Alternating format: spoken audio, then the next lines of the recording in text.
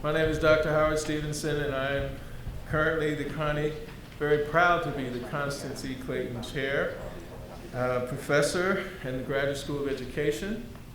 And we are very delighted and thankful for all of you who've come on behalf of Dr. Clayton and her legacy.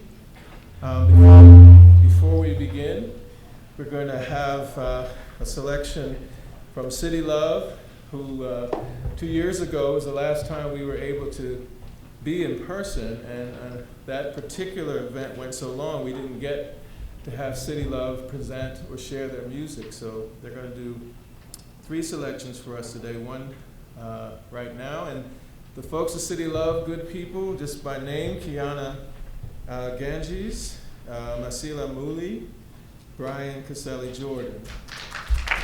Thank you.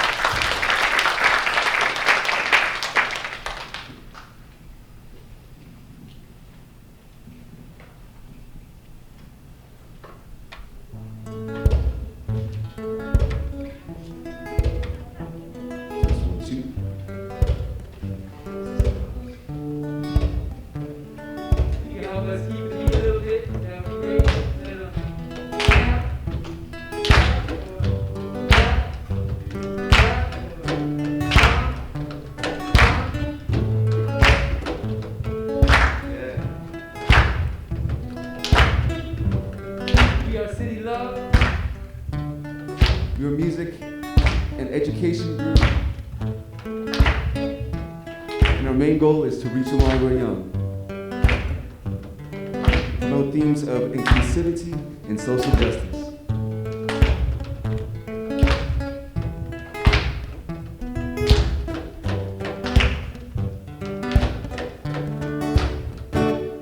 You may not be prepared for a family. A lot of people still learning how to act kindly. We've come a long way, got such a long way, but we can make it better each day.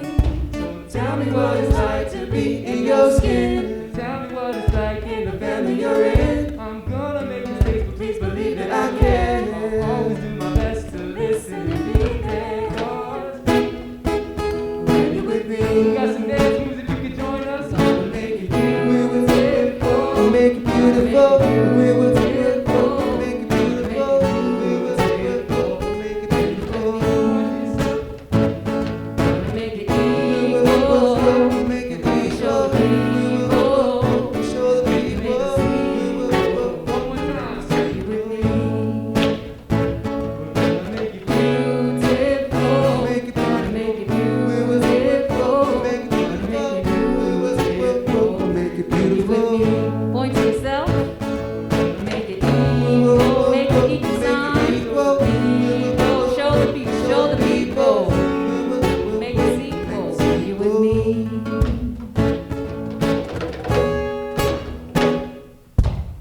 When I was young, I had a feeling so strong that I had to stand up for what was right and what was wrong.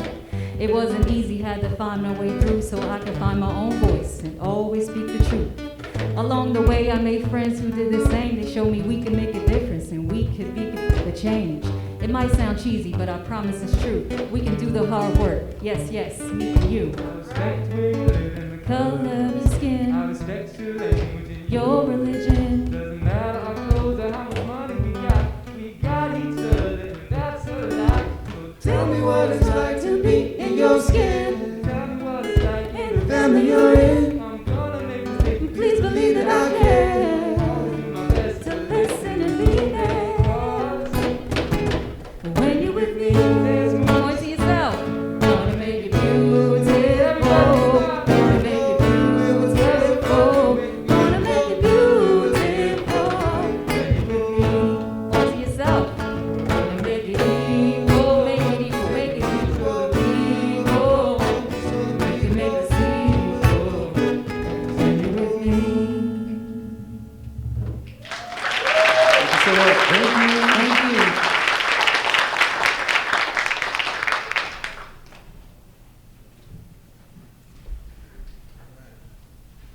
Thank you very much. You'll be right back. I want to just give an opportunity for Connie to say a few words, but I first want to just reiterate the power that this woman has had on this city and on this country. I'm just going to recount some of the stuff that you have in your program booklet. And I find out stuff new all the time about Dr. Constance E. Clayton. You all know she's a graduate of Philadelphia Girls High. She's got bachelor's and master's degree from Temple University in elementary school administration. She earned her doctorate here at Penn GSE in educational administration some 40 years ago.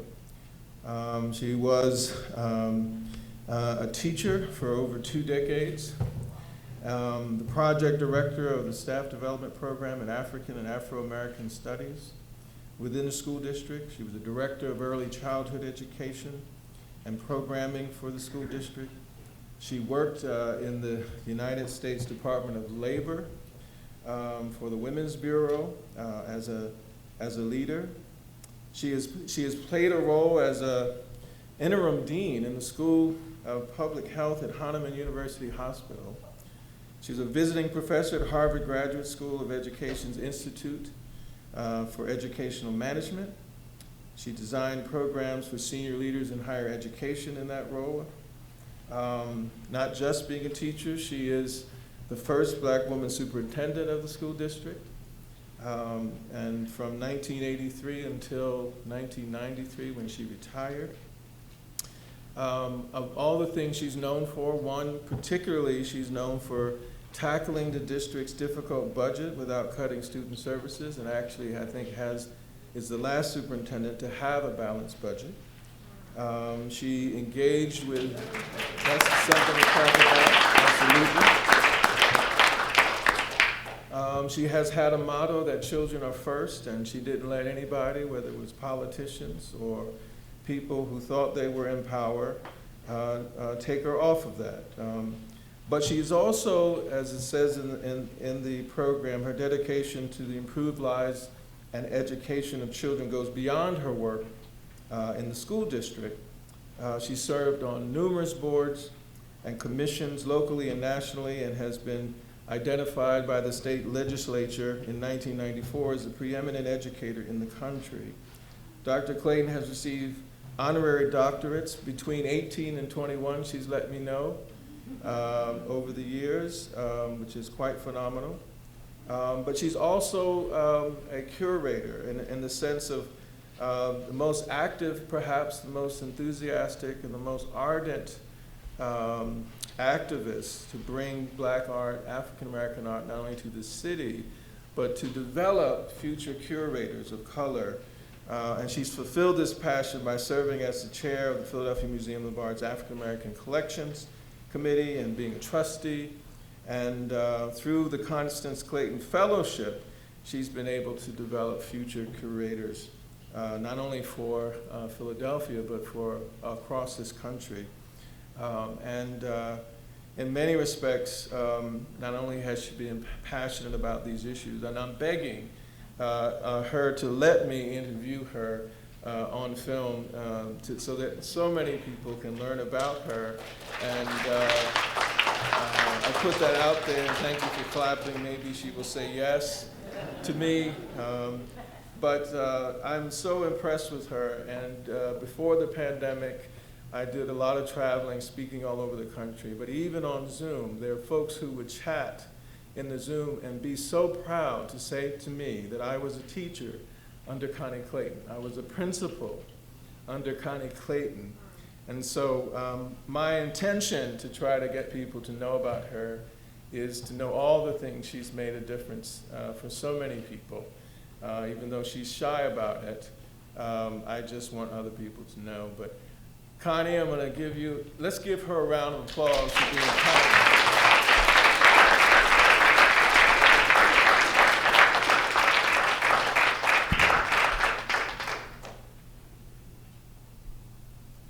As always, Howard is extraordinarily kind and generous in talking about me.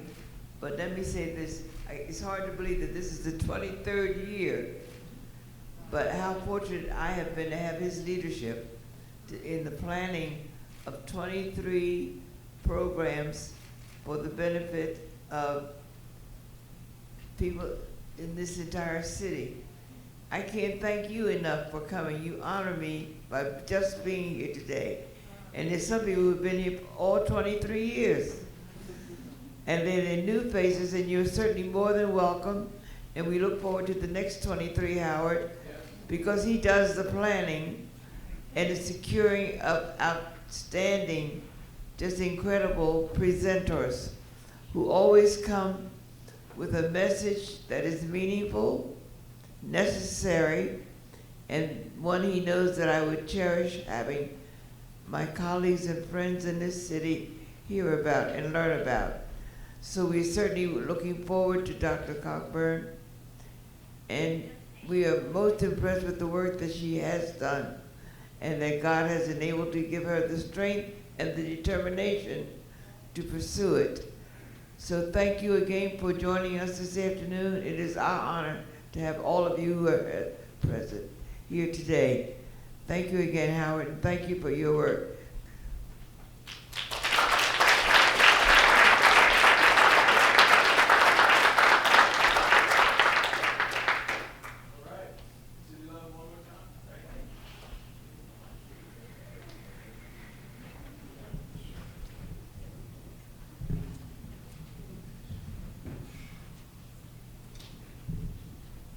So we wrote these two songs for really young children to be able to start conversations about race, about difference in general, about equity and justice, really trying to spread visions of Dr. King's beloved community with 2, 3, 4, 5, 6, 7-year-olds and reach them with these messages, start conversations in families and classrooms if they're not already happening, and support those conversations. So we're trying to plant these seeds with the young ones. So please excuse us that the level of the songs is for the little ones. We hope you can enjoy it, have some fun with us. And this next song that we're going to do is called Addition. And when we were talking about doing this song together and thinking about the topic of this lecture with Black Futures, the thing that came up for me was this idea of really wanting to hold on to the stories that are in our past and the stories that are happening right now in our families. So much of our families, we've lost a lot of our stories. We have lost the folks that can share those stories with us and pass those stories down. And when I think about us going into the future, I think about us being able to just gather up as many of our stories as possible to carry them with us into the future so that we can be stronger together. And being here to witness your story and to carry that with me and to take that on to anybody who I meet. My children, I have a daughter, she's 2.5, and I would love to tell her your story, so I will carry that with me. I think stories are very important. So this song is a little bit about that, but it's also about all of us being together, that we're stronger together. That is hard work. It never won't be hard work, but it's work that if we endeavor to struggle together, that we can make it through.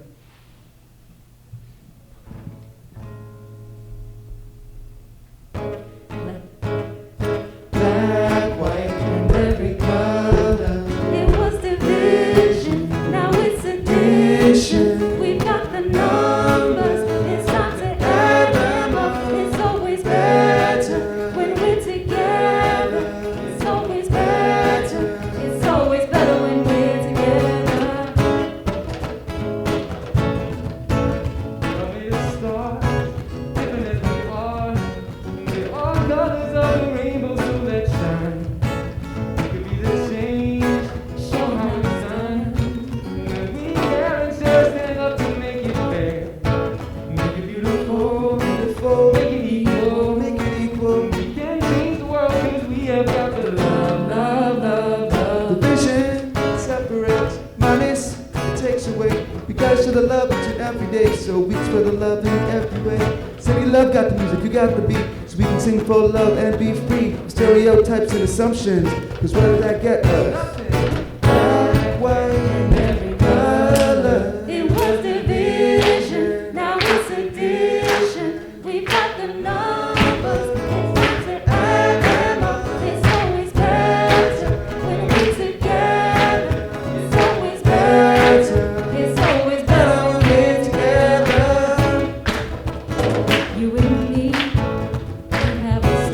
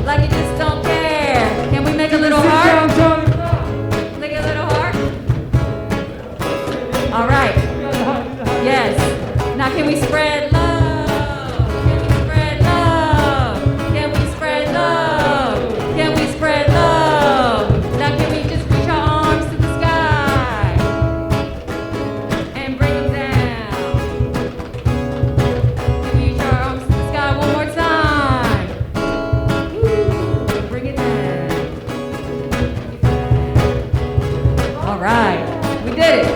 We did it. Colors of the rainbow. Love is the answer and it lives in our hearts. We're all colors of the rainbow. Love is the answer and it lives in our hearts. We're all colors of the rainbow. Love is the answer and it lives in our hearts. We're all colors of the rainbow. Love is the answer and it lives in our hearts. We're all colors of the rainbow. Love is the answer and it lives in our hearts. We're all colors of the rainbow.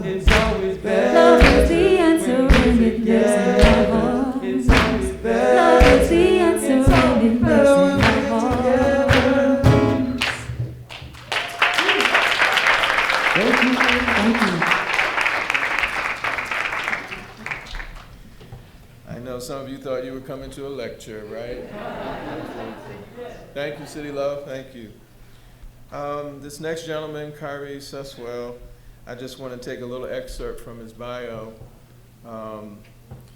Kyrie Suswell is no stranger to extreme and diametric experiences. In fact, they have colored his world for most of his life. Aware of this fact, it has been the private and public mission of Kyrie to protect, serve, and facilitate hope in the spaces he enters. Kyrie identifies as a warrior poet. Since I have known Kyrie, it has been both his warrior spirit, along with his intense vulnerability and truth-telling, that has impressed me the most. He fights on behalf of the children he has taught, the people from his community, and against oppression in high spaces. Whenever I'm around Kyrie in person, on Zoom, or on the basketball court, I've always felt like together, changing the world is simply a matter of time. I don't know if your people are here, Kyrie. They showing up? Potentially? Okay. Well, when they come, you let me know. Everybody, Kyrie Suswell. Thank you.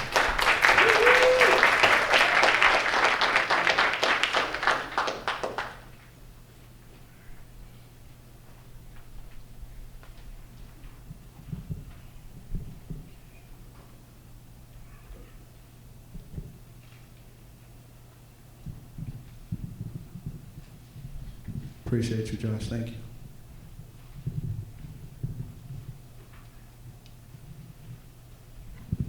Can everyone hear me well? Yes, sir. Wonderful. My name is Kyrie Suswell. As Dr. Howard Stevenson said, I'm here to perform some poetry. I'm a father, entrepreneur. I used to teach here in the city of Philadelphia, and I'm extremely excited to be with you all. At first, I would like to thank Dr. Constance Clayton for Career of Excellence. I'm a person who loves to think about the people who came before me and use them as motivation, and to think that you've done all the amazing things that you've done for people like myself. I'm sure there's no doubt that you've impacted someone in this room with the work that you did over the course of your career, and even in this moment with this lecture, so thank you.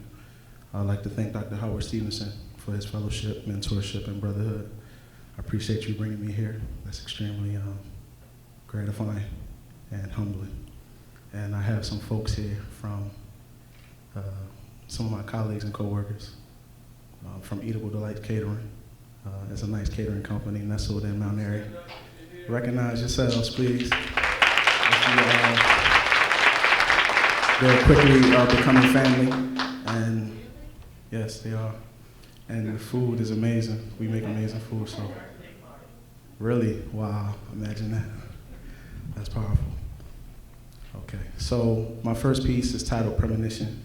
And I struggle with purpose, or I have struggled with purpose, and I think everybody does at some point, trying to figure out where you're supposed to be. And it started as a dream that I later illustrated, and I'm excited to share it with you all. Can you hear me? Ms. Rhonda, can you hear me? I would also like to thank Ms. Rhonda, and I apologize for the delay in my emails this season. I've been extremely busy.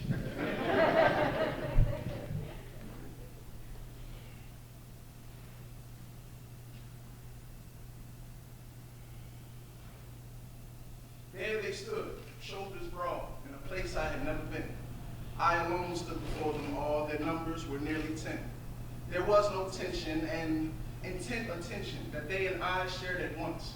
And befuddledly, a thought had come to me that made me reflect at once. I could not recall my walk at all or how I had come to this spot. Yet they looked at me so assuredly as if I and they had been waiting all the while. More moments passed from first to last, and my mind it racked for rapping. I knew not where I was nor how I had gotten there. What? More moments still, and still they stood. The silence could fracture stone.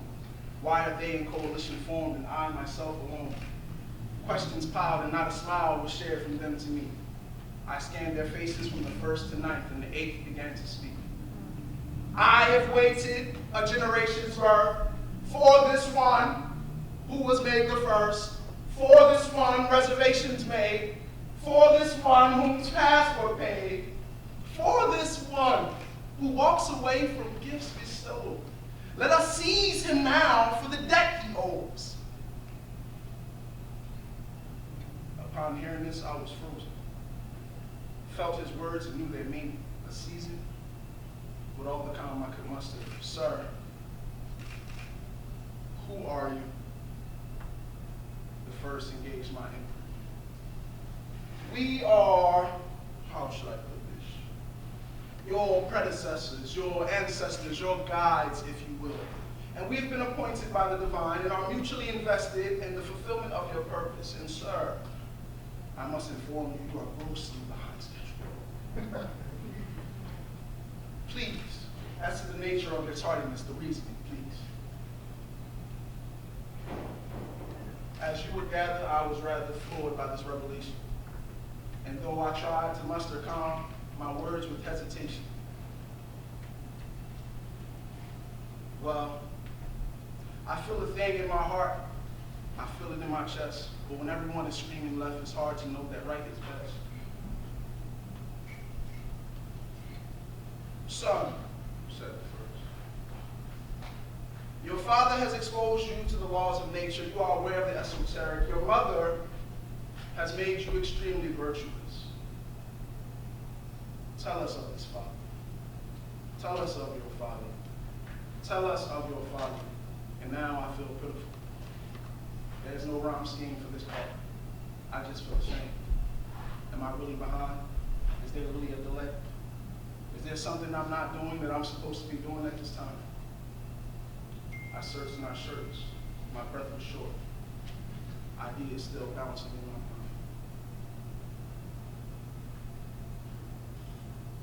So, this is what you will do, because my words fell short.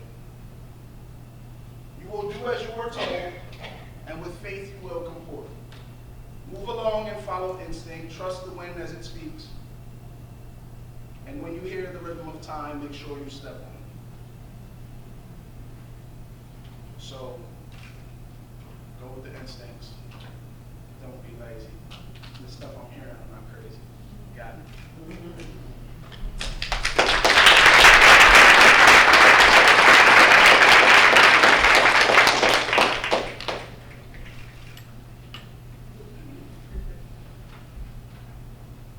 So I'm supposed to do a few. I think I'm supposed to. This next one, I was sitting with my father. All of my poets start with a feeling, my poems. It's usually a feeling that I try to translate it into words. And so I was sitting with my father, and he's a big movie buff, and he's also a person that loves literature. He's a big reader. And we were watching a movie, Beautiful Vendetta. He was on his computer watching it. And the protagonist, B, is this amazing character. And he, at the start of the soliloquy, is a speech comprised of entirely B words. If that makes sense. If you were humble with the English, right? And I'm like, well, mind blown. And so my father looked at me, he said, well, son, that was a masterful display of the English language, right? And I'm a poet, I love language. So, in my father's silent way, he challenged me like he does a lot. And I went back to my university, Chestnut Hill College, and I found the oldest dictionary I could find. I found the most updated dictionary I could find. I wrote down every word, the letter C that I could recall from my lexicon. And I decided that I was going to make a poem to parallel that piece that I heard in the movie Vendetta.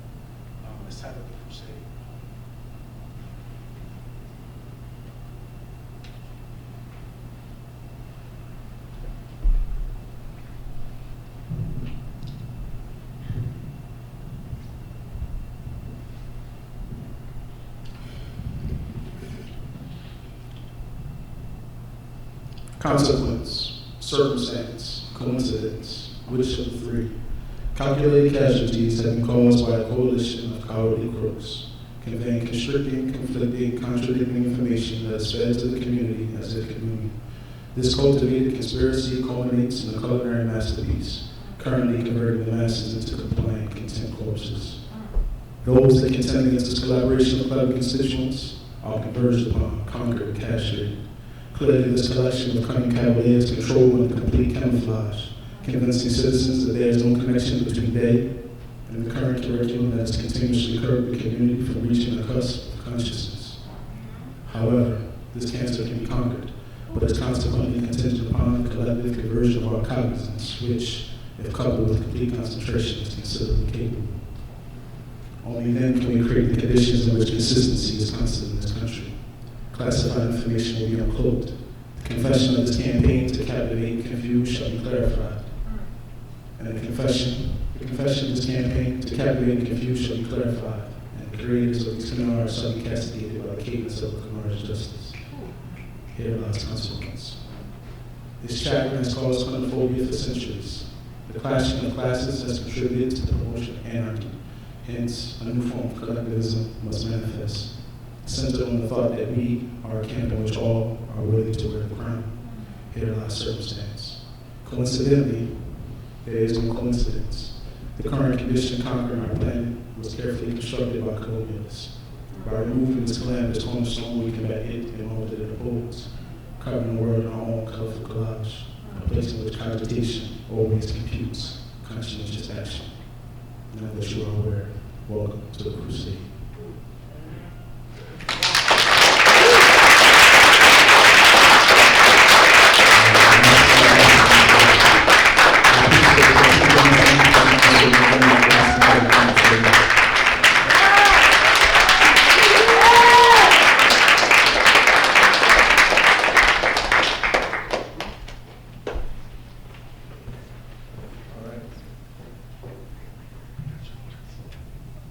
Thank you, Kyrie.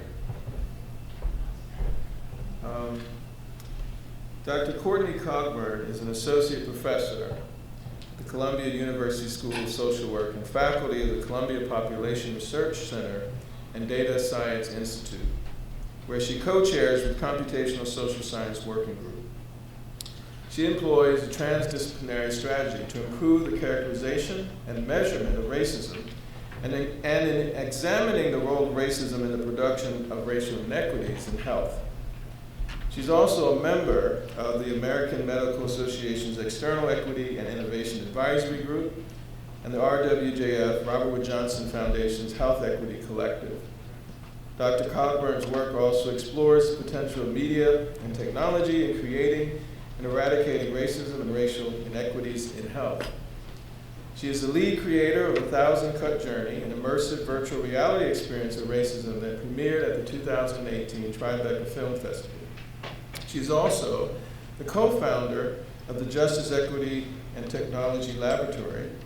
Dr. Cogburn is the Chief Equity Officer and Knowledge Transfer Director, a new role, of the Learning the Earth with Artificial Intelligence and Physics, LEAP, and NSF, National Science Foundation Science and Technology Center. Dr. Cogburn completed postdoctoral training at Harvard University in the Robert Wood Johnson Health and Society Scholar Program and at the Institute for Social Research at the University of Michigan. She received her PhD in Education Psychology and MSW from the University of Michigan and her BA in Psychology from the University of Virginia.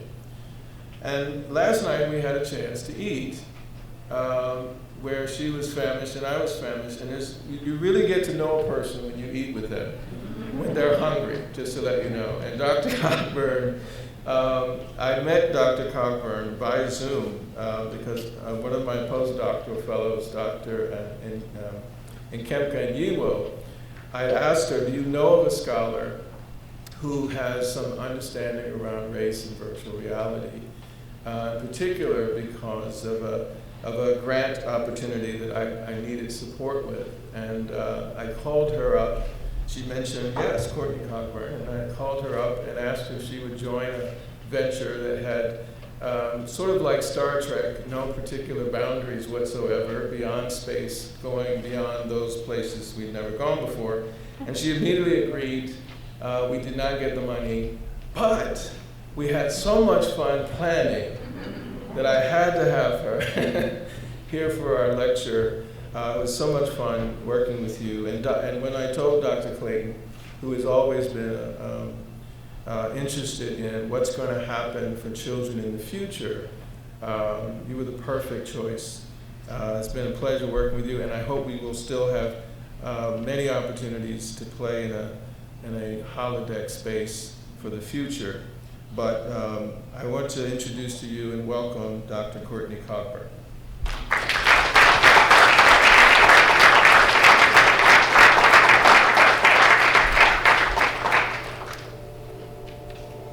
Hello, everyone. I'm so delighted to be here with you. There's clearly so much magic in the room. Thank you to the performers and to the UPenn team for welcoming me here to share some new ideas and thinking. Let me just get my slides up.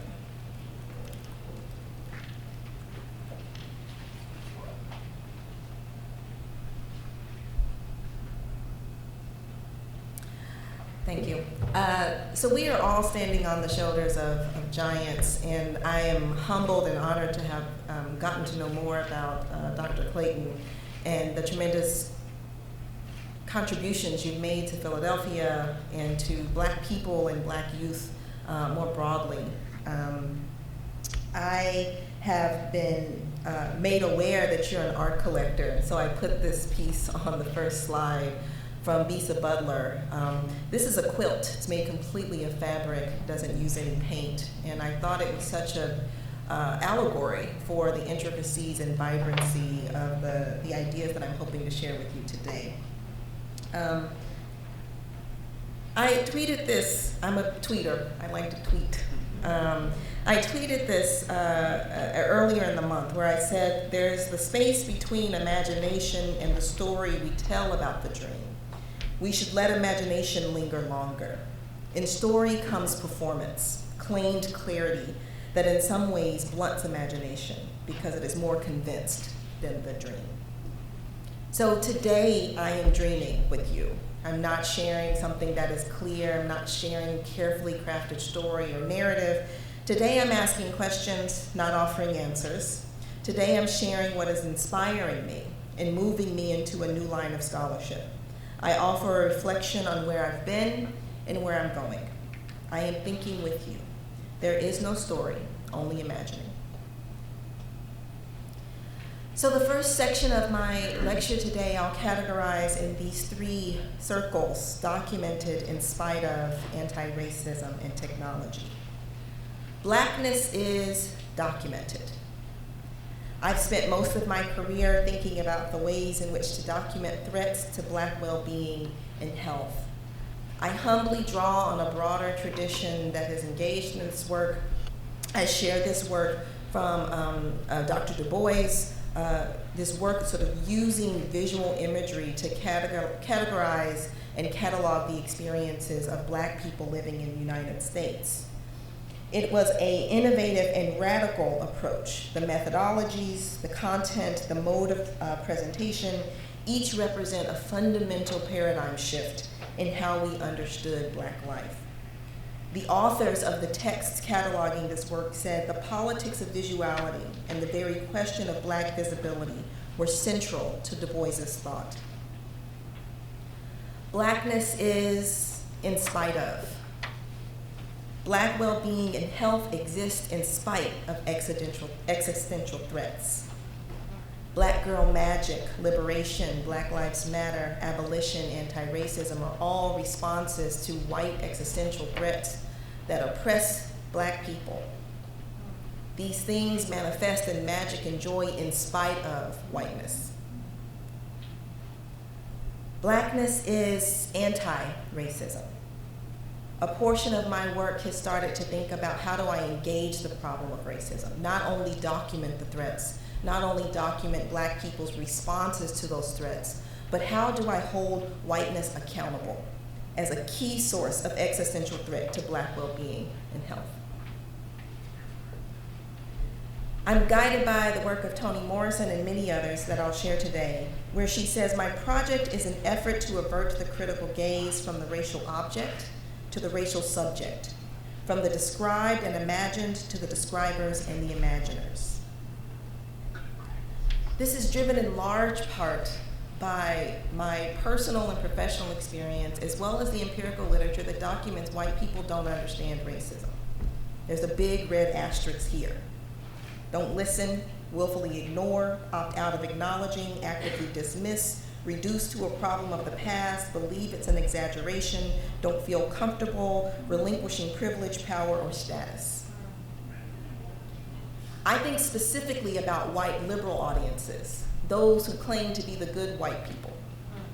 They believe in equity and justice. They just don't really understand it. It hasn't really had deep implications for their lives. And as such, that and other psychological and cognitive barriers get in the way of truly developing the level of understanding and engagement necessary to help shift this tide. In the words of Ta-Nehisi Coates, but for all of our phrasing, race relations, racial chasm, racial justice, racial profiling, white privilege, even white supremacy, serves to obscure that racism is a visceral experience that lodges brains, blocks airways, tips muscle, extracts organs, cracks bones, breaks teeth. You must always remember the sociology, the history, the economics, the graphs, the charts, the regressions all land with great violence upon the body. I believe that achieving racial justice requires that we understand racism. Not an understanding that emerges from intellectual exercise or even in the consumption or production of science, but rather a visceral understanding that connects to spirit and body as much as reason. In doing this work, I created a 1,000-cut journey along with the team at Stanford University. I wanted to create an experience that would allow the white liberal user to step into the shoes of a black man experiencing racism as a child, and as an adolescent, and as an adult. In the beginning, you see yourself in the mirror as a small brown boy, you wave, you're able to control the body, and then we then transport you into an elementary school classroom. You're sitting on the floor, you're able to stack and collect and throw the blocks that are in front of you. The kids in the classroom are saying things like, Michael, throw the fireball, just throw the scary black fireball. Black is always the scariest. We're introducing the ways in which black children are encountering white racism very, very early in life. That these notions of black being bad exist in this collective narrative from very young ages. We essentially goad you into throwing the blocks that are sitting in front of you. The other kids are throwing blocks as well. People usually throw the block at the kid that says, throw the scary black fireball. They usually aim right for his head. When you do that, it triggers a response from a white female teacher who is just out of the shot here, who stands up and yells at you, Michael, you're being dangerous. You're gonna hurt someone. The other children don't get in trouble. You do. Now, this could be a story, a narrative that we created, but you know this is empirically grounded, right? Dr. Howard Stevenson said right here, right? We know the experiences of our youth in classrooms are very different than those of white youth. So we're taking that data and integrating it into a narrative, a virtual experience that can perhaps help people engage differently than they read it on a page, than when they read it on a page. We use mirrors to help you reconnect with your black body. You now see yourself as an adolescent, you're in your room in Brooklyn, you're walking around, you can throw a basketball, you get a phone call from your white friend who says, come downstairs, we're going to be late for the game. You go downstairs, your mother's watching the news, and when she sees you, she says, you need to change. The police are looking for someone who's dressed similarly to you. You resist, your friend says, don't worry about it, it's not a big deal. Your mother then says, don't forget what happened to your brother. So in this moment, we're representing layers of racism. What does it mean to be exposed to racism? What does it mean to live and navigate racist systems? A mother having to be vigilant about what her son is wearing, not only whether he's going to make it to the game on time, is another layer of having to grapple and deal with the realities of racism. The cluelessness of the white friend, disregarding the significance of what a shirt can mean, on the streets of Brooklyn is another representation of racism. Later in the scene, you're standing on the street, your neighbors are wishing you good luck at your game, and 3 officers pull up in a car, jump out, and tell you to get down on your knees and put your hands up. And we have you, the user, in the headset, get down on your knees and put your hands up if you're able to do so. They're yelling, they're cursing, the neighbors on the street are yelling, leave that boy alone, and suddenly the lights go out, and all you can hear is your mother's voice saying, just do what you have to do to get home alive. There's so much wrapped in that. And I can't tell you the number of times I've had people tell me the feelings of shame, embarrassment, of being watched, confusion. What did I do? I was just standing on the street. And now they are having to embody this experience in a very real way. In the 3rd scene, you transition to adulthood. You're applying for a position at a firm. You walk up to the guy on the left who blackens the way he speaks to you, right? You're talking to the black guy, he's trying to be more cool. We've been there. The interviewer comes out and approaches the white guy and says, you must be our candidate from Yale. We're so excited to meet you. No, sir, I'm a proud graduate of Michigan State, he says. I went to the University of Michigan. I had to make him go to Michigan State. The administrative assistant who's in the background says, actually, Michael's our candidate from Yale. And this screenshot is the first time that they turn and acknowledge your existence at all. He says, you don't mind if I take him back first, do you? Even though you were clearly the candidate he was most excited to meet. Later in this scene, you're standing in the bathroom with your partner who says, seems like you got a voicemail, listen to it. You pick up the phone and listen to the call. Thank you, Michael. You're an excellent candidate. We just don't think you're a good cultural fit for the organization. I wanted to give you a sense of what this looks like. We were talking about the possibility of bringing headsets and having you all go through the experience, but with COVID and all these things, that's very difficult to achieve. So I have some video clips to try and give you a sense of what this looks like. So we have my colleague Tobin here, who's the user in the headset. He's in full control of the avatar body. He can move the hands, the head, etc. We also really wanted to integrate interactivity. So we wanted you to use the body, get down on your hands, throw a basketball, pick up a phone, etc. This is the trailer. Look at me. Leave that boy alone. Black is always scary. He didn't do anything wrong. Black fireball, Mike. You can't even hear a person like that. That's against that. Dangerous. I should have tell you. Sorry, didn't notice you. Just brush it off. You have now become Mike Sterling. Look at yourself in the mirror. So in this work, we're bridging psychological, sociological research, lived experience with experts who have been thinking about social and behavioral applications of VR, and then joining forces to try and create an authentic, meaningful experience in VR. This is not an experience about being black, to be clear. This is about experiencing white racism from the perspective of a black body.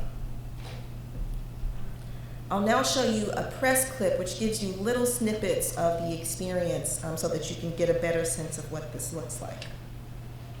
Look at your reflection in the mirror. Take one step closer and examine your new body. Wave to yourself. You've now become Michael Sterling.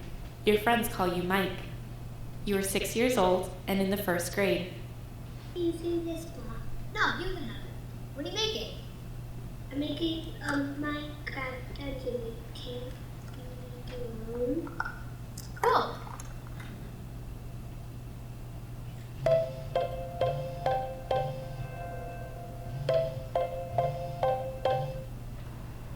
That was crazy. Are you okay, honey? You want me to call your mother? Just brush it off. Mike, I hope you're ready for the game. Please put that in the box. Here.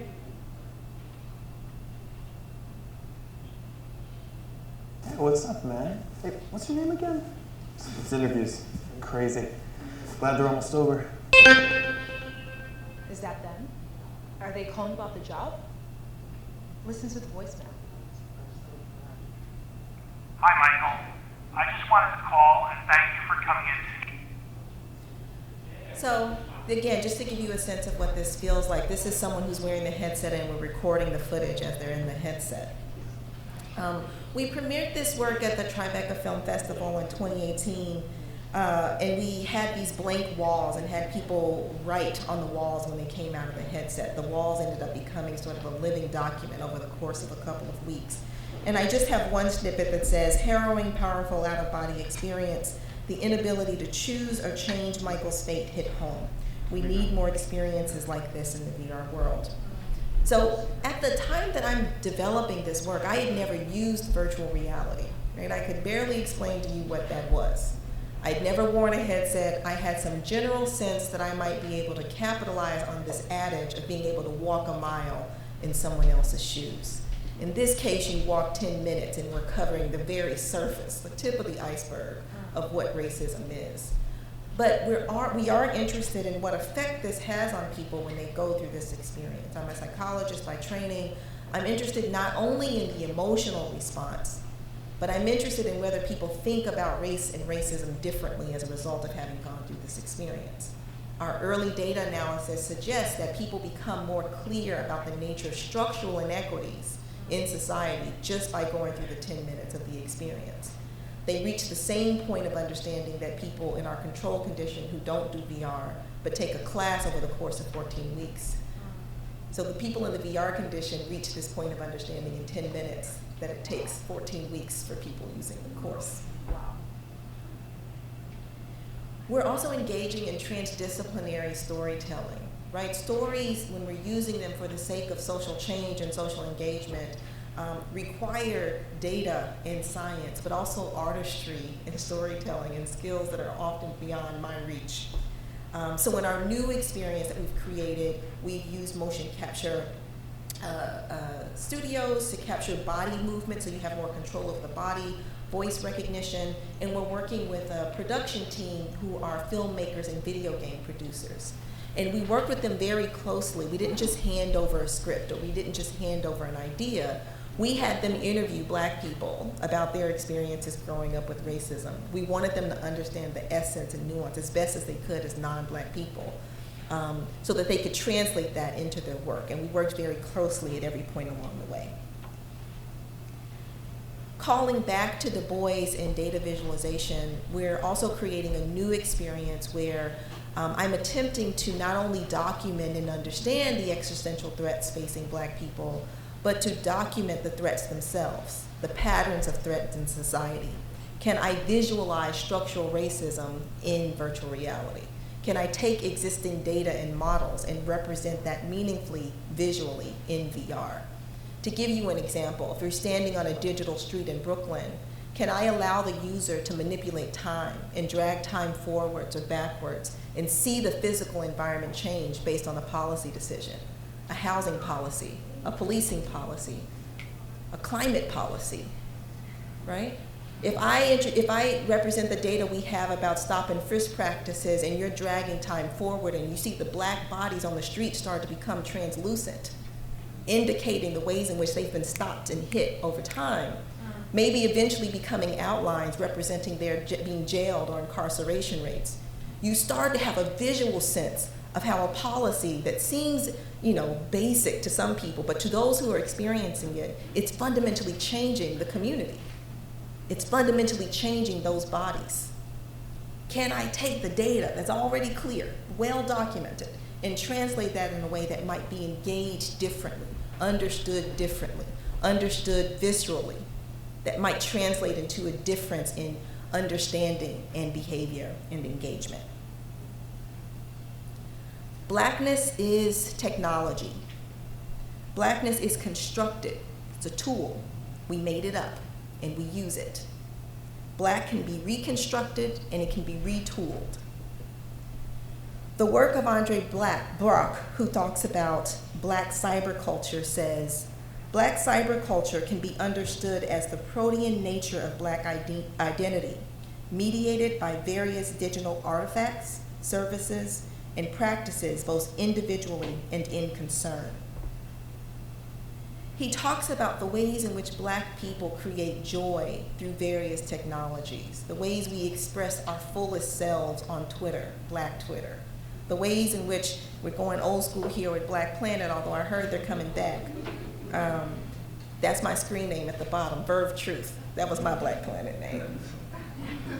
He talks about the scholars Hyphen and Novak, who argued that the problem wasn't literacy or access to these technologies, but getting Black folks online required content that was satisfying to their needs. You had to let Black people be creators, curators of their experience, not just hand them a platform. And even when you do hand us a platform, we change it and manipulate it to our needs. TikTok.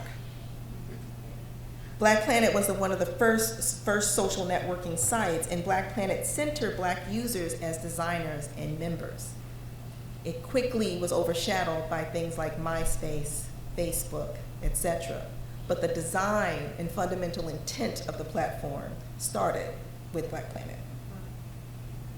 Blackness, according to Brock and others, has already transformed digital spaces and technologies not designed for it. And Blacks have designed and built digital spaces especially for us. So now I want to shift into thinking about where I'm headed. Afrofuturism, the imagined, being untethered, and the metaverse. Blackness is Afrofuturism. Futuring is a necessary complement to realism. Alondra Nelson says, Afrofuturism has emerged as a term of convenience to describe the analysis, criticism, and cultural production that addresses the intersections between race and technology. Afrofuturism looks across popular culture to find models of expression that transform species of alienation into novel forms of creative potential. In the process, it reclaims theorizing about the future. Samuel Delaney says, we need images of tomorrow, and our people need them more than most. Without an image of tomorrow, one is trapped by blind history, economics, and politics beyond our control. Only by having clear and vital images of the many alternatives, good and bad, of where one can go, will we have any control over where we may actually get there in reality. Tomorrow will bring us too quickly. I think I messed up the quote, sorry. So I wanted to think about the ways in which Black people have leveraged technologies to create a different imagination of the future and where we may go. I'd like to highlight the neural speculative Afrofeminism project from Hyphen Labs. This is a digital narrative that sits at the intersection of product design, virtual reality, and neuroscience, inspired by the lack of multidimensional representations of Black women in technology.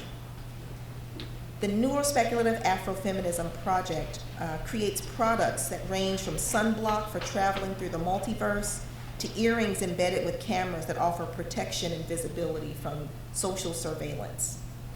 The VR experience is set in a neurocosmetology lab where Black women are pioneering techniques for brain optimization and cognitive enhancement.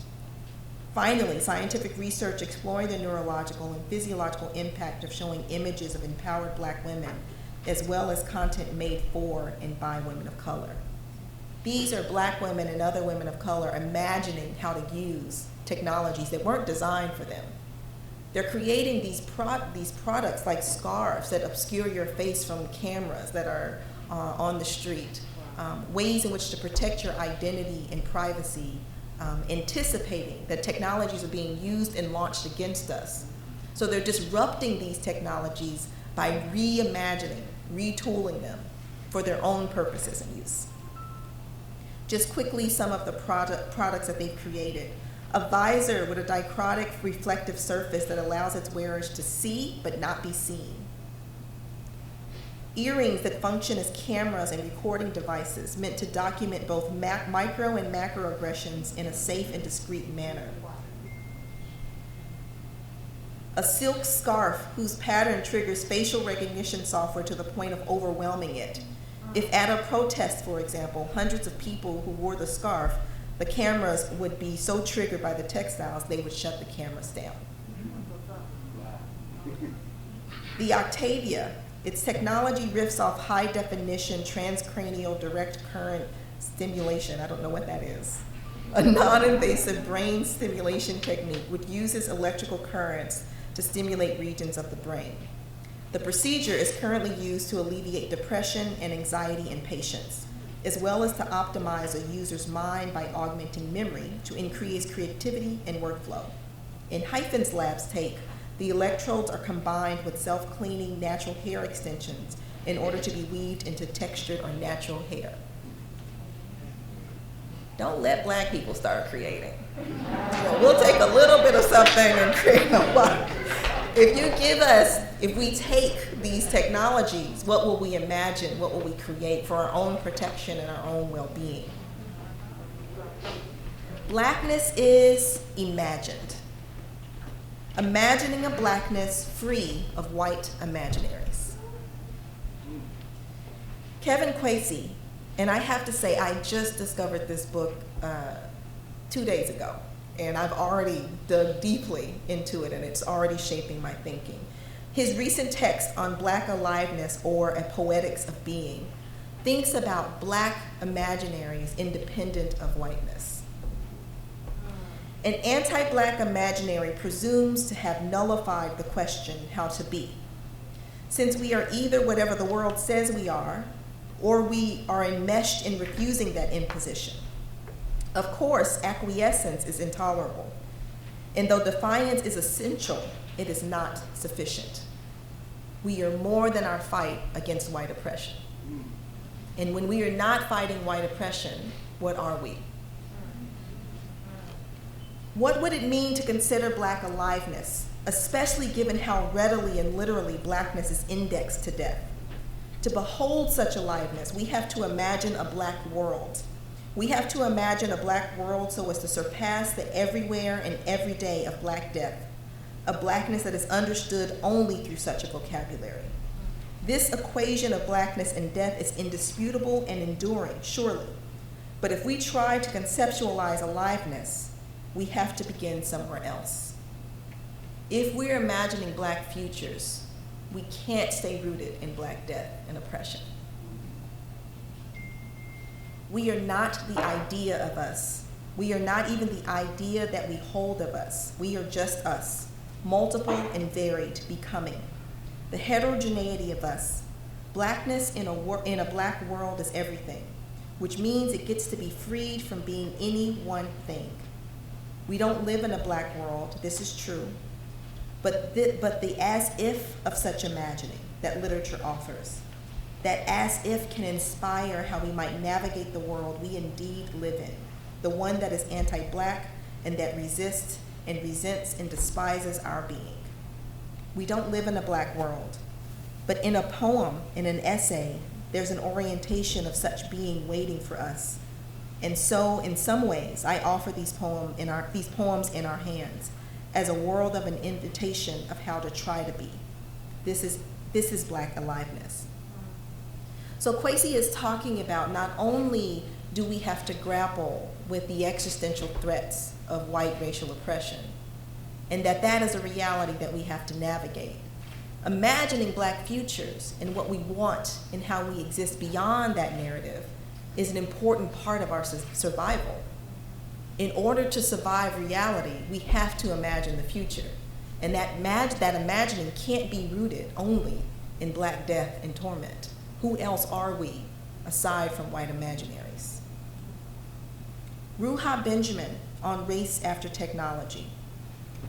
That imagination is a contested field of action, not an ephemeral afterthought that we have the luxury to dismiss or romanticize, but a resource, a battleground, an input and output of technology and social order.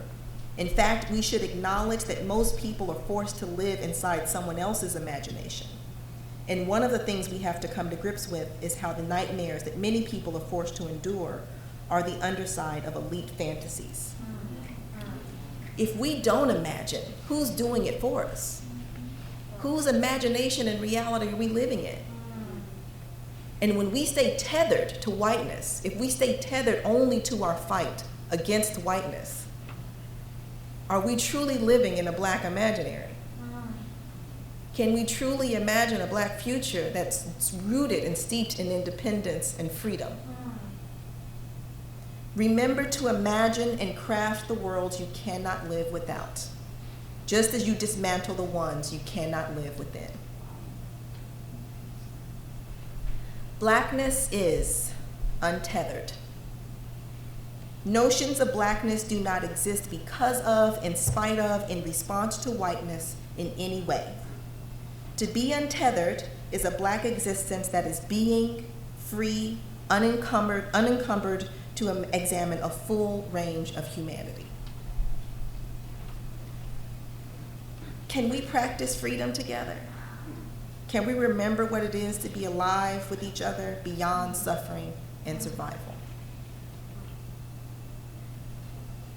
Black women, I would argue, exist in this untethered state. We are alive and exist between categories. We are floating between norms, and this might be an important focal point for examining and understanding the concept of being untethered. Indeed, Black feminism has been a critical resource for examining Black futures, Afrofuturism, etc. Blackness in the metaverse. An emerging digital and transphysical ecosystem. There's a society that is being actively replicated, translated, and reimagined. How we play, educate ourselves, our financial systems, the way we work, governance, and services already exist in digital spaces and are expanding in ways that are important for us to know about and understand. What is the metaverse? Defined loosely, the metaverse is an all-digital layer of reality that floats above, around, and throughout the features of the real world, or in some definitions, is entirely separate from it. The creator of Magic Leap, which is an augmented reality technology, calls this the Magicverse, a merged system of systems bridging the physical with the digital in a large-scale, persistent manner within a community of people. So let me describe this in a couple of ways. You have this physical room, and then we have things like augmented reality, where you could hold up your phone or an iPad and overlay digital information. The demographic makeup of people in this room, the zip codes of people in this room, the history of how this building was built and who built it and who have been the last 10 speakers to speak in this room could be presented as digital information. So I could still see you, and I maybe could see information over the top of your head through this screen, right? That's giving me information about you or this room. So that's one layer. Virtual reality, what I just showed you, where you're becoming an avatar, you're controlling a body in a digital space. There are spaces where you can interact in real time, meet people, shake hands, have a barbecue, have a meeting, right? Those virtual spaces exist. So the metaverse is talking about the increasing collective combination and intersection of those systems, the ways in which what's physical will increasingly become digital. So I would describe this as replicas, translations, reimaginings of the physical world. So thinking about if I want to take this physical room and translate it in some way as a digital space. I want to recreate this conference room. And now we won't have lectures in person, we'll meet in a digital environment as avatars and an exact replica of this space. Or we can think about transphysical forms, thinking about, again, how I can connect the physical to the digital in digital spaces at various levels. And we should be thinking about, and people certainly are, complete reimaginings of our world, societies, and communities and ways of being. Facebook would love it if you were in a digital space all the time that they owned. And they just invested $10 billion to create this space. So it's coming, not here, but we should probably be aware about it, be aware of it. The metaverse does not exist, it is becoming. It is being actively created. not by people who look like me, mostly not by people who look like you, but mostly by big tech companies who are invested in controlling the new future. What can it be? So people have started thinking about what is the metaverse and what might it be? Persistent, continues indefinitely, never resets or pauses. It's not like a video game. It continues whether you're logged on or not. Some of you are like that with Instagram and Twitter, right? They're always on there. Synchronous and live, a living experience that exists consistently. Limitless participation. There's no limit to the number of people who can be in the metaverse at a given time. Everyone, anytime, at the same time, with complete individual agency. You control what you do, how you look, what you say, etc. A fully functioning economy where you can create, own, invest, sell, and work. So this will, again, this is an example of transphysical. Our economy in the physical world will continue, and there's a digital economy that's already there, right, that will continue to expand. Digital and physical, private and public, open and closed platforms. There will be spaces owned by Facebook, and there will be spaces that you can create on your own, because the tools will exist for you to create your own spaces in the metaverse. Interoperability, meaning that your digital items and assets that you own will function across platforms and spaces. It's meant to be an open, democratic space. Created and operated by a wide range of contributors. Will it be user-driven in addition to organizations? Open for anyone and controlled by no one. Hardware independent. It doesn't matter if it's iPhone or Android, it shouldn't matter, right? The metaverse should be open. Decentralized, democratic, and free, equitable, safe, and fair, multi-sensory. It's not just what you'll see, it's what you'll be able to touch and feel, smell, and hear. Sentient. The artificial intelligence and the way that we'll use data to create new beings and how they live and exist in digital forms and digital spaces. What is it now? I've just described virtual reality, our social media platforms, the ways in which we might create avatar, digital representations of ourselves, augmented reality, and the ways in which we use our devices to overlay digital information. Right now, those are all separate and don't hold to any of the criteria I just used on the previous slide. But this is where we're moving, where these systems will be integrated and become a intersecting ecosystem that will be important for us to understand. I just wanted to share this slide. So the creators of Fortnite, don't know if any of you are gamers, Unreal, have this new technology that allows you to create metahumans. These are not real people. These are digital images that were created within seconds and can be manipulated quickly. I wasn't able to embed the video to show you, but if you're interested, I encourage you to look at it. They can speak and talk. So when I talk about artificial intelligence and beings becoming sentient, they'll look like this and they'll be able to talk to you. Who are you talking to and interacting with in the metaverse and in digital spaces? So there's a big tech presence. The companies that control our technology now are rapidly moving into this space and using data, all the data that's available that we provide and give to people through our devices, et cetera, to shape what this metaverse will be. So there are people on one side who are holding this ideal. It should be free and open and democratic. It should promote equity and justice. It should be for everyone. It shouldn't be controlled by anyone. And on the other side, the people who already control our technologies are rapidly moving to create and design this space. So the case for a Black metaverse.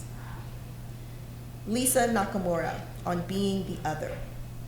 The corporate image factory needs images of the other in order to depict its product.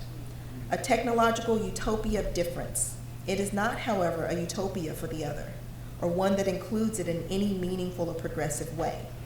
Rather, it purposes an ideal world of virtual, social, and cultural reality based on specific methods of othering.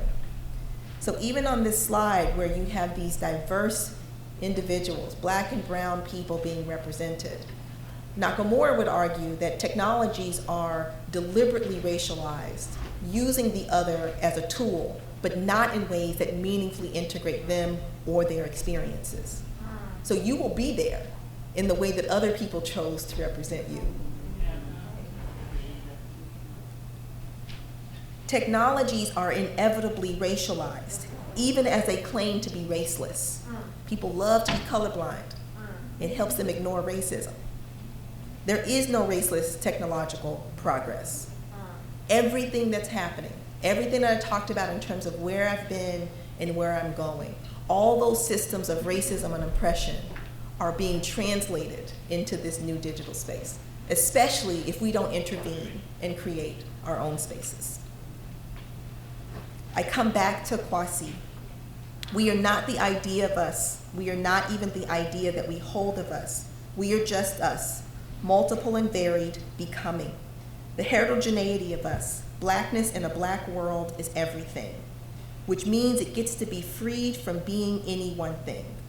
We don't live in a black world, this is true, but the as-if of such imagining that literature offers, and I'm arguing the Black metaverse may offer, that as-if can inspire how we might navigate the world that we indeed live in, the one that is anti-blackness and that resists and resents and despises our being. We don't live in a black world, but in a poem, in an essay, there's an orientation of such being waiting for us. And so in some ways, I offer these poems in our hands as a world of an invitation of how to try to be. That is black aliveness. What I'm arguing is that this new digital frontier is open now. Where do we stand? How do we use it? We're not at the point where we have the luxury to completely reject these technologies outright, right? We might say, I'm better off outside the metaverse. I have no interest in being a digital avatar, talking to someone who I don't know is AI or a real person or not. I get you. And it's coming anyway. So what do we do with that? And in these spaces of thinking about these notions of Afrofuturism, these notions of black imaginings and black futures, this is a landscape, this is a frontier that's open and undefined. Maybe if we take control of it in some way, we have some options for creating these new futures and these new black imaginings, these spaces of black freedom. Because if we don't, they will be created for us and there will be a replication of where we already live and exist. So this notion of being untethered, being black free of whiteness, in responses to whiteness, in resistance to whiteness, in proving how magic and joyful we are in the face of whiteness. Is there a version of blackness and black imaginings and black futures that exist independent of whiteness? This potentially is a space where that's possible. Can we and should we use the notions of black imagination, black aliveness, Afrofuturism, the cautions, hopes, and audacious joy observed within critical race and digital studies? Can they be applied to the possibilities of building black worlds in the black metaverse? Is the metaverse a frontier for immersing blackness in our black skin, black joy, black vision, black quiet, black worlds, black leisure, black aliveness, black legacies, black mystery, black imagination, black abstracts, black space? Thank you.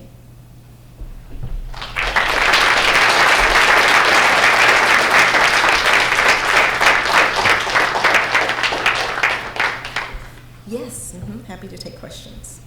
Okay, we got some time for questions. Just that your mind's blown. I don't know if you can ask them right now, but why don't you give it a try? So I'm still processing. It's a lot of information, yeah. You said the scar, the facial recognition technology. All right. Yeah. So my question is, maybe this is just a verbal thought, but kind of summarizing a lot of the stuff you said is really, summarizing a lot of stuff that you said is saying existing in blackness as in itself and not a reflection of what is imposed of us. So how in these digital technological spaces and physical products, can we cultivate Black joy, right? Can we exist in those spaces or curate those spaces for us? Because I see sometimes Black joy being the apex of our existence, apex of our cultural expression. I just came from a funeral earlier, and there was a prominent professor who taught Black dance. And the entire procession was just magic, dancing, everything. We're crying and laughing, and I really think that's really the essence, right? So how do we do those in these physical spaces? And then how do we, to make sure that that is our buffer of safety when the oppression kind of comes to us? I don't know if I asked the question, I'm just talking. Yeah. Yeah, I think, we are not only Black pain, right? Blackness exists outside of whiteness in the physical world as well. But the argument is that so much of our existence is a declaration of our joy for other white people to see and understand. Black girl magic wouldn't have to be said if it weren't for white racism, right? We wouldn't even need to claim it publicly. But our joy still exists independent of that. And so what I'm arguing is that in the metaverse, you have private spaces, right, that you can create. Can we create safe walls within this digital space that allow us to explore and imagine these new realities? We'll still have to live in the physical world. We'll still exist in this reality. But if we don't create it, it's going to be created for us. We'll be joining the metaverse equivalent of Twitter, right? We'll be joining the metaverse equivalent of Facebook rather than the metaverse equivalent of Black Planet, right? So maybe we need to think about creating those spaces. And then once you're there, the possibilities are pretty limitless, right? What you create and what you do and how you dance and how you create joy, how you build Black spaces, you have a blank canvas. And I've come to this recently, right? There's all this emphasis on anti-racism. I work deeply in that work as well. And I had someone ask me, what do we put in its place? And I didn't have a clear answer. I've spent my whole career trying to convince people racism is real, right? I've spent my whole career trying to convince people that this matters and that we all share in this fight. We don't have equal responsibilities though, or accountability, but that's a separate conversation. What else is there? I have to move beyond. So when I'm saying I'm starting at this place of thinking and imagining, I'm rooting myself in this work that's inspiring me and sharing it with you. What else is there than fighting white racism and the intermittent moments of joy in spite of it?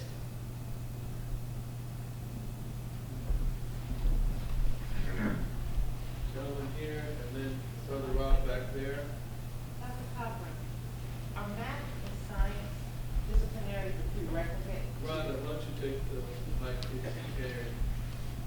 Are math and science the prerequisites to infiltrating, to actually?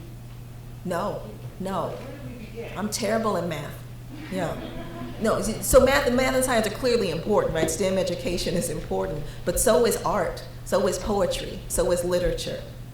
The most deeply informed beings I've encountered as I've done this thinking are writers and poets who understand nuance and richness in ways that a scientist may never really tap into.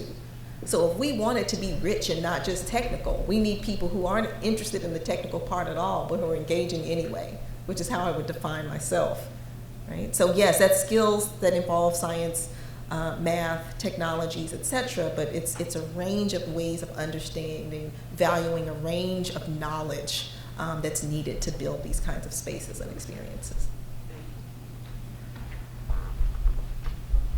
Thank you so much. Former preschool teacher, did your childhood meta explorations have any connections to your adulthood work right now? I'm sure. Yes. Do you want me to elaborate on that? Yes, yeah. Of course. Yeah. So I grew up in Oklahoma City, Oklahoma. My family's from this town called Arcadia, which is a Black town outside of Oklahoma. My cousin was the mayor. We shared this when I was hungry last night. My uncle owned a lot of land. So I grew up in this distinctly Black space inside of Oklahoma. The most distinct memories I have of racism came when I went to the University of Virginia, which is striking, right? I grew up in Oklahoma, but I grew up insulated in this sort of black space with this big black family in this black town in ways that insulated me. So that's my, that's my entire childhood. So I think that's an important reference I have, right, for imagining what it feels like to be free. I was trained to be black, but I didn't have to think about it that much growing up, right? It wasn't until I left that bubble that it really started to hit me upside the head, right? So yeah, I think it's fundamental. Who we are and how we've been raised and lived shapes everything that we do.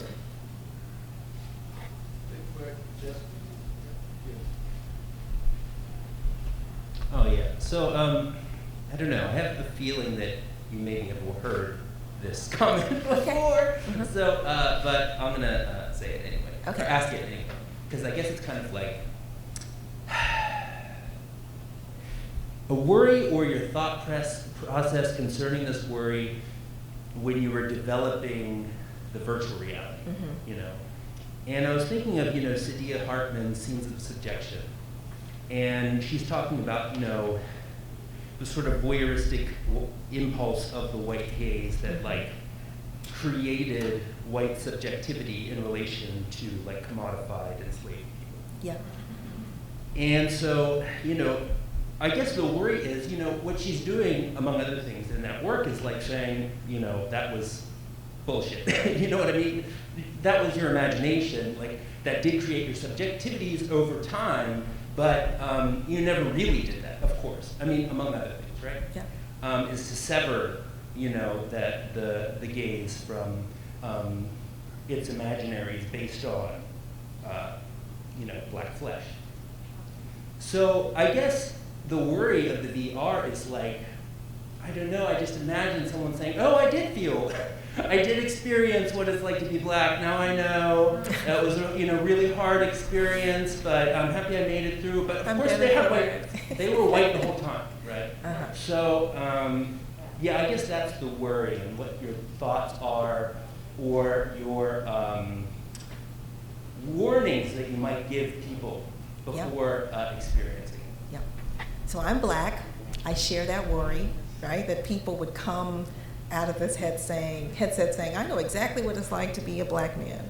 And thank God no one has ever said that to me. They may have thought it, but they didn't say it out loud. But it is a concern, right? This is not a costume. This is not a game. This is not something you take on and take off in the way that you might wear an offensive Halloween costume. And so that was at the forefront of our thinking related to this. So here's a couple of things that we did that I think helped us avoid that space, and this would be the warning to other people. One, the people sitting at the table creating the experience are representing narratives that are their own. They're not speculating, they're not imagining too far outside of their own experience. That and the diversity of that group and those experiences, I think, changed the ways in which we represented the narrative and the types of things that happened in the experience. Our orientation that, again, this was not about being black. This was not about putting on blackness. This was about experiencing white racism. That orientation changes what gets represented in the experience and what shows up. It's hard to get a sense of it showing you on video here, but whiteness was centered in everything. So much so, in fact, that people, instead of telling me that I feel like I know what it's like to be black, consistently tell me that I felt more white than ever. That they're stepping into this body, but they are gaining this consciousness around their own whiteness because the experience is such a contrast to what they're going through. I'm guessing, I haven't measured this yet or studied this yet, that in some ways are making whiteness more salient, which is not something I explicitly designed for, that we explicitly designed for, but I think it's a marker of what we've gone through in terms of the process. It could have gone the other way, right? We have no idea. Like I said, I barely understood the technologies at the time. I think we hit a mark that's useful and productive. But black women have been the most critical of the work, right? Is this racism porn? Are we using black pain and trauma to educate white people? Yeah, we are, right? We are. How do we teach people and learn help them learn about the realities of racism when these other methods they have been so psychologically resistant to? Is there something else we need to try? Because they do need to understand it. So when we did a pilot study with just Black people, we gave them the option to go through the VR, watch it on a screen, or just read the transcript, and then just talk with us after about how they were feeling. Should we be doing this? What do you think about this, etc.? Consistently, people told us that they were glad they didn't have to use their own stories anymore. They didn't have to use their own pain and trauma to educate white people about these realities. So we're still, given all of that, we're still in murky territory, right? Ethical territory. You're stepping into a Black body. You're walking around in a Black body. You don't control that body. You don't perform in that body. You don't speak as that body. So there's certain elements of the experience that I think prevent this notion that I have become this person and I now understand this in a way. In fact, the more common reaction is, I thought I understood this, but I don't. That's the mark, but I don't have a complete understanding of why we seem to be in that territory and not in the, I know what it's like to be a Black man, right? So all I can speak to is our process and what we try to do, but it's not like I have a prescription to tell people how to avoid this. So what I do instead is, don't tell stories that are not yours, especially when it relates to this attempt to kind of have positive social impact on the world. You cannot interpret Blackness for me. And to think about what the person is doing when they're in that body and who's on the team creating these experiences. Those are the little bits of information I have about how to not be in this territory. But it's still tricky, a tricky space to be in.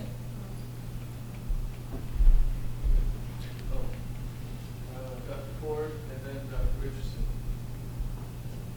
So this is really amazing. I don't even know what to think because it's so forward and I don't have the right language. But since it's the Constance E. Clayton lecture, I want to just convey a conversation that I've had with Dr. Clayton and some of her other friends here, and this may not even be the right scientific language, but I know as we talked to Connie about helping students, young people in the future, she often asks me, well, what do you know, and who can we get who understands artificial intelligence?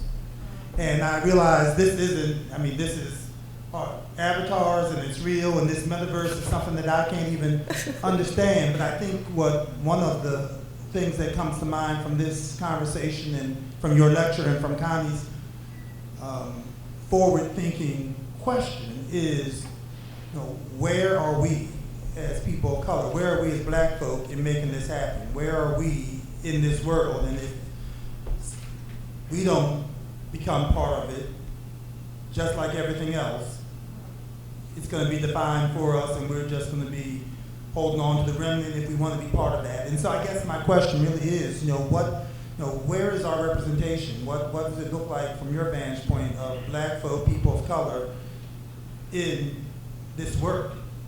Because Connie's question is really so forward thinking.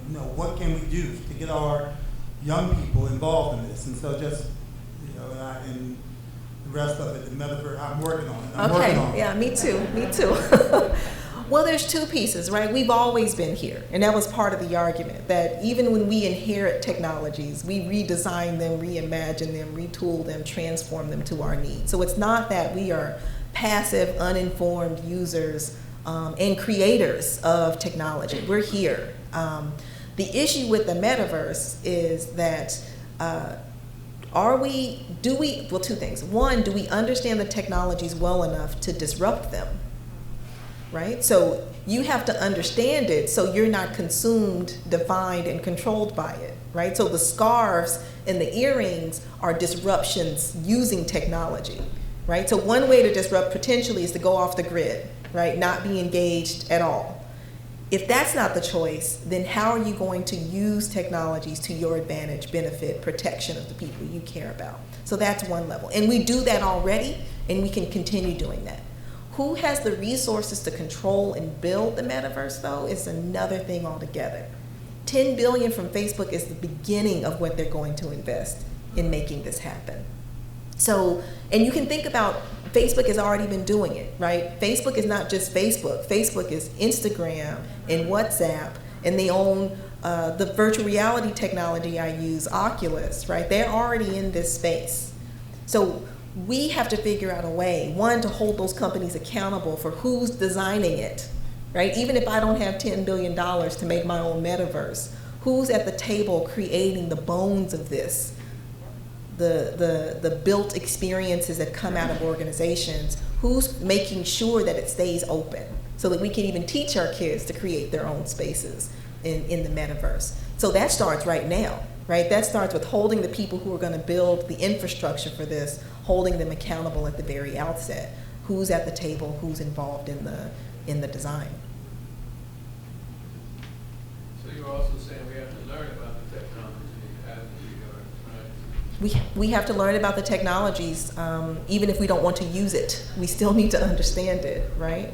Let me give you an example. Virtual reality is tracking your whole body. Every shoulder movement becomes a data point. Your physical body then becomes essentially a fingerprint. You can be identified just based on your physical movements as soon as you walk into a room. So do we want to passively introduce VR into our classrooms without understanding the consequences of that?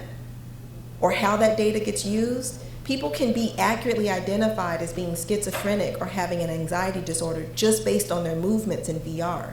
That's how precise and nuanced it is. There's millions of data points on your body being tracked. We have to understand that. We have to know that, right? And whether I want to be in it or not is a separate question. But we have to understand that it's here, it's expanding, and being controlled by the same forces that we're mad about because of what they did on Facebook. And with our data over here and our data over there. It's the same people. So yes, there's a responsibility for us to understand it.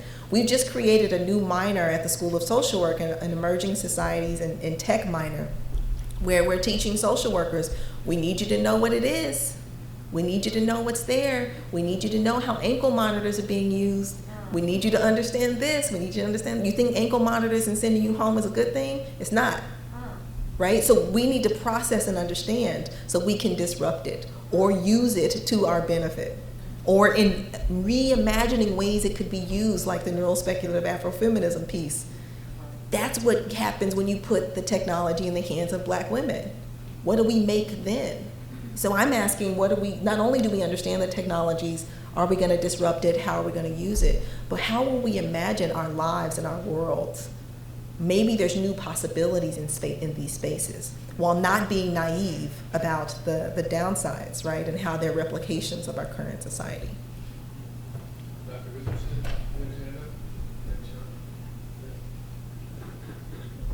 You kind of answered it. In my mind, I'm going back to Wakanda forever. It's like this is like reality. Yeah. But the virtual reality work that you're doing, have you thought of or have you included biofeedback? So measuring blood pressure, body temperature, things like that, and how is that incorporated in the work that you're doing? Yeah, we wanted to do that at the outset because in part I'm a stress researcher, so I was interested in how it would feel to people going through the experience, not just how they told me they felt. But it got complicated with measuring those things reliably while you're in the headset and moving up and down, etc. But there's a new headset from HP called the Omnicept Reverb, which tracks, well, this is dangerous and powerful, right? That's the case with most technologies. Has eye tracking built into the headset, which is already true for your basic headset. It has a ton of biofeedback data as well, so your blood pressure, your heart rate, etc. So think about the ways in which that could be a good thing, right? That you're stressed and you're trying to regulate your anxiety, and being in this headset, maybe in a meditation, might help you be more aware and able to emotionally regulate in the face of stress and to try that out and experience that. You could also imagine how that data could be misused, that I'm in a meeting, participating in a work meeting in virtual reality, and I seem stressed out and anxious, and my boss thinks I can't cut it, and they get that data and use that data, and that data may go on some sort of permanent digital record that then goes to my next employer. Or a kid, right, who's having attention issues in class, and that data is being tracked and then goes on some part of a school record, right? So those are the things we have to anticipate and think about, I think, while also thinking about how they can be powerful and leveraged and meaningful and magical and dangerous and harmful and exacerbate existing oppressions rapidly. Yeah, I'm sitting here like imagining all the different actors and roles necessary to make this true, rather than be data scientists, engineers, philosophers, social workers, clinicians. But fear of mine is that the field of law is not going to catch up with technology and ethics, and it will once again abandon us. It is so far behind. Yeah, so what is your perspective on that? Or are there advocates and vanguards in that field protecting us for that world? Yeah, so it's not an exaggeration to say that this is the Wild West, right? So even just virtual reality is the Wild West. There's no regulation over what you could create or do in virtual reality. I just showed you how realistic, that was on my budget, right? How realistic that can look and feel. Imagine, right? So it's dangerous, and there's no federal regulation. They don't understand the technologies themselves. So even when they go to testify, it's not clear to me that Congress even understands what they're saying and what the implications are. So law is a frontier that needs to show up. So individual lawyers are showing up, right? There are groups of people who are thinking very carefully about data privacy and ethics and justice as it relates to these technologies, coming up with manifestos about this is what we should do, this is how we protect data, this is how we protect users, here's what we should and shouldn't do with these technologies.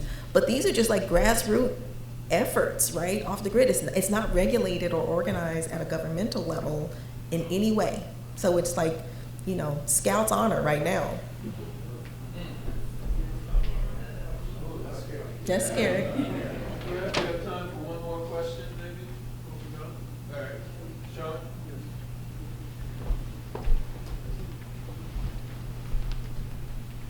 Thank you again, Dr. Cogburn. So I've been studying and reflecting, really just internalizing, you know, everything that was presented. And I think you spoke a lot on how these technologies and these concepts can be used as like educational tools, you know, imagining blackness untethered from whiteness, dispelling myths of, you know, the black monolith and all these things. So I definitely, you know, see this as being a very powerful educational tool. And I'm wondering if you've given any thought to the potential impact that this technology may have on healing, like healing from trauma. I was thinking about how nowadays pretty much the top movies, the top TV shows are based in either fantasy or superpowers or like romanticizing, you know, the days of old to escape from, you know, reality. And most of the minds that are involved in, you know, creating this content are individuals who were like ostracized, be it from racism or, you know, other things. And so I'm just wondering if much thought has been given to not just using this as an educational tool, but the possibilities that we're imagining in the Black metaverse being a way to translate what's, you know, in the digital to the real to help, you know, individuals heal from trauma. Absolutely, and it's already being used in those ways. So VR is being used to treat PTSD and putting people in situations that are challenging for them, and you can sort of gradually elevate it, right? And so meditation, right? Imagining clear, clean spaces, calm, peaceful, etc. There are pieces that use movement and dance. So there's one piece I tried out in Amsterdam where you're dancing with a figure, and when you get the movements right, the environment becomes more beautiful, right? Flowers start to bloom, the sun starts to come out, right? So there's so much beauty, right? There's so much possibility. But I haven't specifically conceptualized work around Black healing, although in VR, although other aspects of my work is situated in that space. But I did teach a class in the spring. I taught a class in virtual reality. So I sent headsets to 20 students around the country, and we showed up as avatars every day to class. And these are social workers. And I had them imagine, one, do you understand the technologies? The first 6 weeks were spent on the risks and pitfalls and the dangers, and you should be scared. Okay, and then we're like, given that, how do you disrupt, use, or engage the technology given your understanding of that? And they went there, right? These are clinical social workers, activists, community organizers, etc. They thought very carefully about Black healing. And one of the things that came up was two that I'm going to point out. One is Black joy, representing Black joy in virtual reality. The feeling of being in a barbershop or a homecoming or a barbecue in the backyard. How can you replicate the sensory experience of that in ways that can be powerful and healing, that can be an escape in some ways, while also raising concerns about, do we escape too much into these spaces because I've created this beautiful world in here and dealing with reality over there. Another was a project developed by a group of Chinese students who were thinking about the legacy of a sex worker who was killed by the police. And yes, it was about that trauma, but it was also, there's a moment where the woman was being chased by the police and she jumped out of a 4-story window. She was trying to get away and she didn't make it. In the VR, as she jumps from the window, they have you turn into a butterfly and go back to her home in China and follow her whole life trajectory over again. So now I'm situating myself in this complex, rich narrative. I'm not only a sex worker jumping out of a window. How did I get there? I didn't start there, right? So they're using VR to create this beautiful, rich representation of this life trajectory. And then imagining, for whom do I create this? What is the purpose of this? Who's my audience, etc. So yeah, I think there's lots of possibility for healing. And I hope more clinicians, Black people, other folks get into this space. You don't need the technical skills.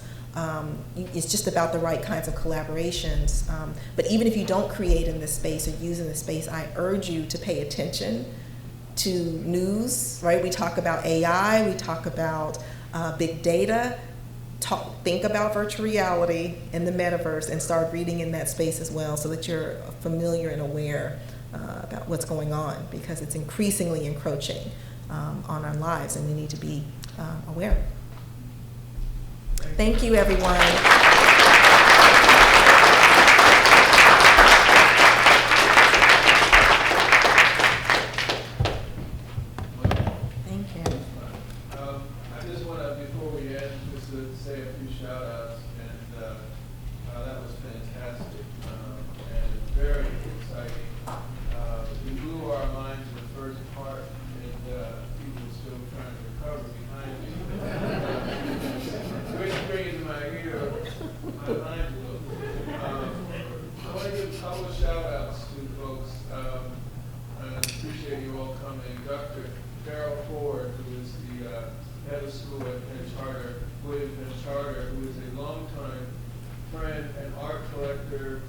Critic and supporter of Dr. Clayton for years.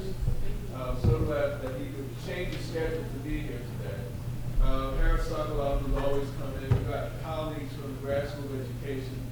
Matt Hartley, the associate dean. Thank you for showing up. We got Torch and Susan Lytle. So many people. We always have some of Dr. Clayton's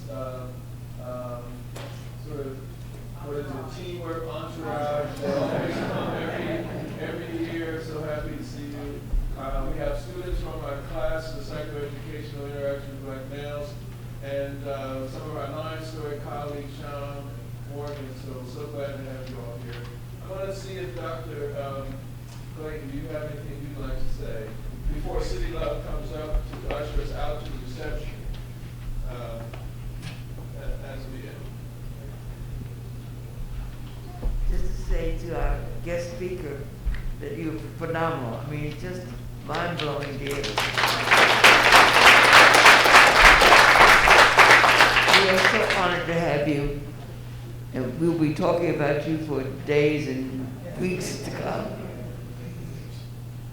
Thank you and continued success. And as I said to you when I met you, thank you for being you. And of course, Howard, wouldn't be able to do this without you.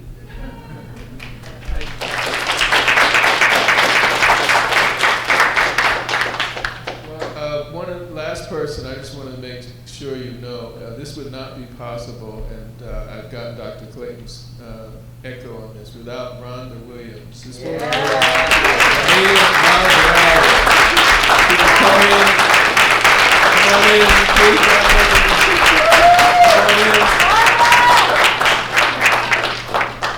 all right, you're not coming in. Okay. So thank you, Rhonda, for all. She works tirelessly every day to make these details work, keep people online, and keep me straight too. And Dr. Clayton just loves her to death. So anyway, thank you all. City Love is going to finish up. We have a reception in Woodlands. Is that right, Rhonda? Yes, we are. So thank you all for coming, and we'll see you next year.